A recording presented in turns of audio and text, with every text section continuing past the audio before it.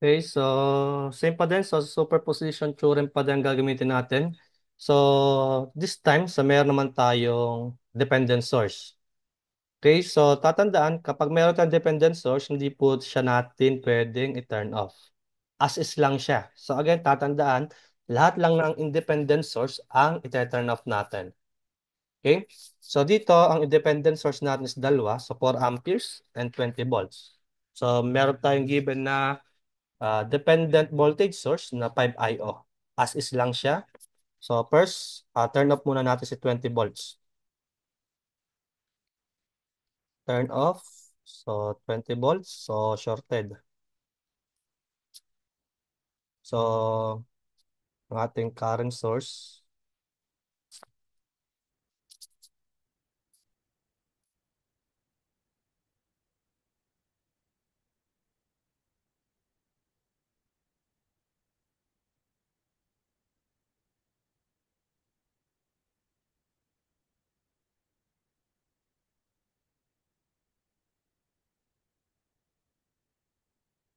Yeah.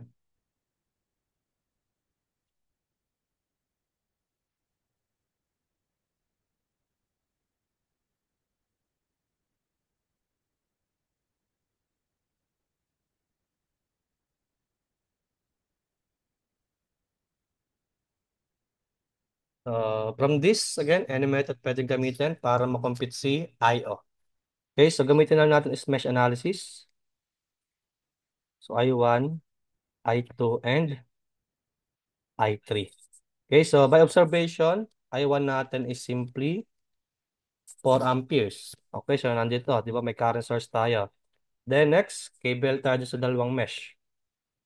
So first KBL at mesh I2. So we have negative 5, I1. So plus, so 5, 1, 4. So we have 10. Then I2. So minus I3. Then plus 5 I/O equals to 0. So ano ba yung value of I/O natin? So yung I/O natin is the current flowing through 5 ohms. So kunin natin yung maging value of I/O dito by KCL. So kapag nag-KCL tayo dyan, so KCL at node A. So pumasok si I/O, tsaka si I2, lumabas si I1. So ibig sabihin, I/O natin is equals to I1 minus I2. So substitute natin. So plus 5 I1 minus I2. Okay? So simplify. So I1 natin is ito cancel. Okay? Then I2 natin. So we have negative 5 I2 plus 10. So we have 5 I2 minus I3 equals to 0. So equation number 1. Okay? So next. So KBL at mesh I3. Okay, so we have negative 3 I1. So minus I2 plus 6 I3 then minus 5 I/O equals to 0. Okay, so simplify, substitute yung value of um, I/O muna natin. So 5 times I1 minus I2. Okay, equals to 0. So simplify, so negative 3 minus 5, so negative 8 I1. So 5 minus 1, so we have 6. Sorry, 5 minus 1, so 4. Plus 4 I2 plus 6 I3 equals to 0. So substitute the value of I1. So we have 4 I2 plus 6 I3. So I1 natin is 4. So we have 8 times 4. So 32. Lipat. So may positive siya. Equation number 2. Okay? So from this, pwede na natin makompute si I2 and I3.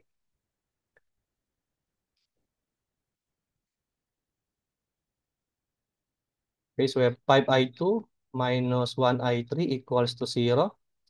Then 4 I2 plus 6 I3 equals to 32. So 16 over 17, 80 over 17. Then 80 over 17. So, ito is in terms of ampere. So, para makompute natin si I/O, so yung formula natin, ayan. So, I/O natin, so I/O prime, so we have I1 minus I2. So, I1 natin is 4, minus I2 is 16 over 17. So, I/O prime is equals to, so 4 minus, so 16 over 17.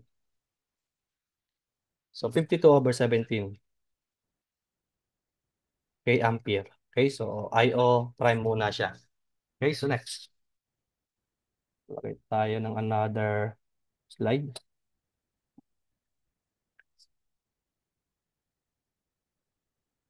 So, turn off naman natin ngayon is si 4 ampere.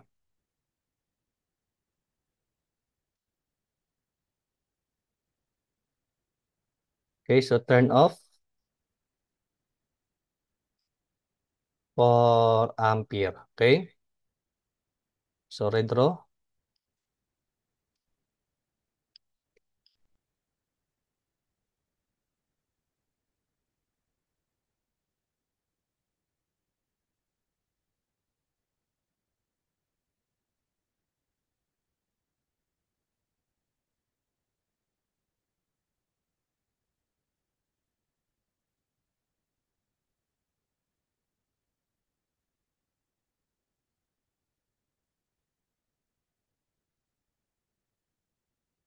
Ayan.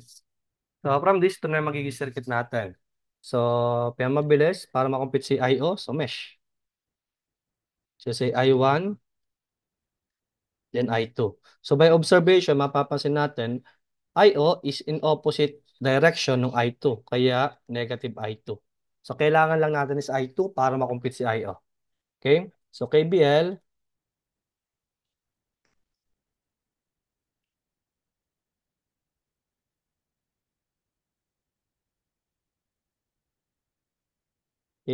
at mesh I1.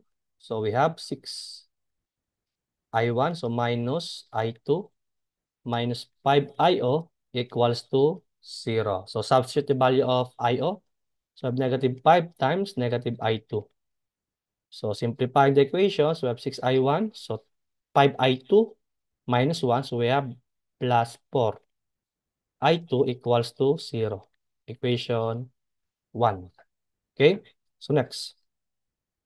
So, KBL at mesh I2. Okay? So, we have negative I1. So, plus 5IO plus, so yung resistance natin, 5, 1, 4, so 10. Then I2 minus 20 equals to 0. So, simplify. So, plus 5. I0 natin is negative I2. So, we have negative I1. So, I2 natin is, so, negative 5 plus 10. So, we have plus 5. I2 equals to 20. Equation number 2. So, two equations, two unknown. Pwede natin makompute si I1 tsaka si I2. So, mode 5, 1 lang. So, 6I1, 4I2, then equals to 0. Then negative 1I1, 5I2, 20. So, negative 40 over 17, 60 over 17. Negative 40 over 17, then 60 over 17 ampere. Okay, so kailangan natin dito is the value of I2. Okay, so I2 natin, so I0 pala natin, so I0 double prime is negative I2. So, we have 60 over 17 ampere. Okay? So, para makakuha natin yung magiging actual value of I/O, so we have I/O prime plus I/O double prime. So, I/O prime natin is, ano yung kanina? 52 over 17. So, plus negative 60 over 17. Okay? Kaya yung value of I/O natin is negative. So, 52 minus 60. So, negative 8 over 17 ampere. Okay? So, ito yung magiging final answer natin. Okay? So, next. So, find Bx. So, may ulit tayong current dependent source. Okay? So, turn off muna natin si voltage source. So, turn off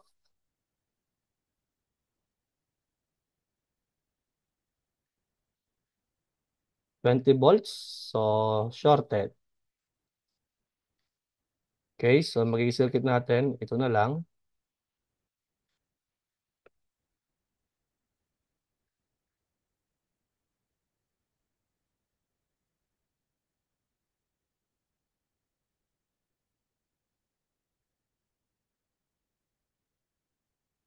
0.1 Bx.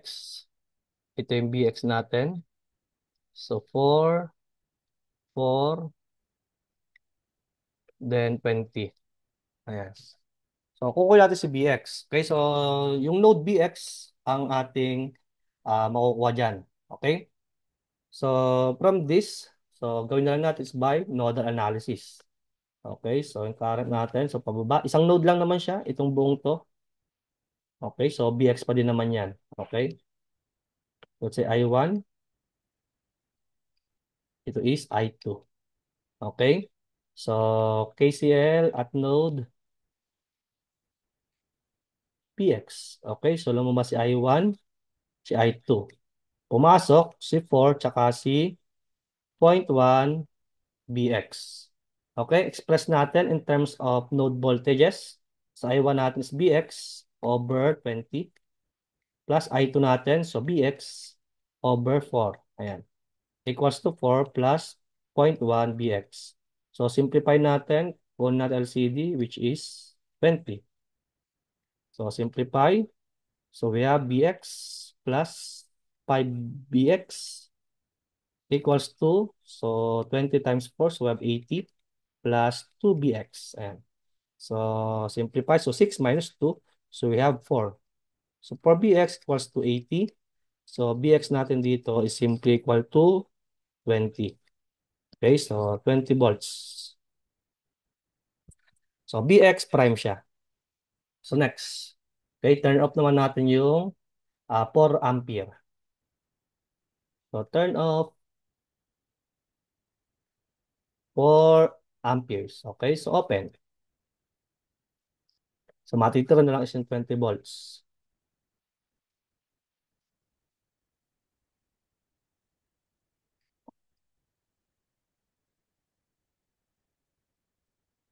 So plus minus, so 20 volts, 20 ohms, 4 ohms, then ito yung ating 0.1 Bx. Okay? So yung Bx natin, nandito pa din sa taas. Okay? Itong part na yan. Bx yan. Okay? So pwede tayo mag-conduct dyan ng nodal analysis ulit. Okay? So at 20 at saka si 20 volts, naka-series. So isang current na lang yung padadaloyin ko dyan. So let's say I1. Then ito si I2. Okay? So KCL at node Bx.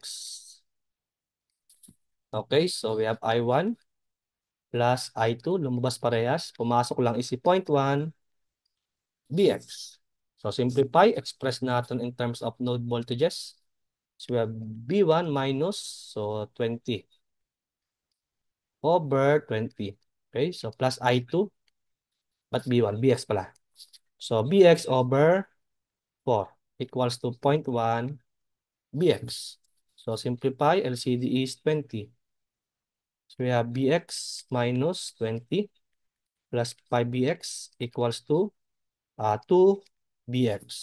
Simplify again, so we have 4Bx equals to 20. Kaya yung magiging value of Bx, double prime natin, is equals to 5 volts. Okay?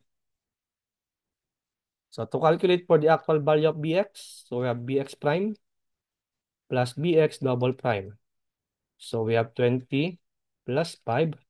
So Bx natin is 25 volts. Okay? So ito yung magiging final answer natin.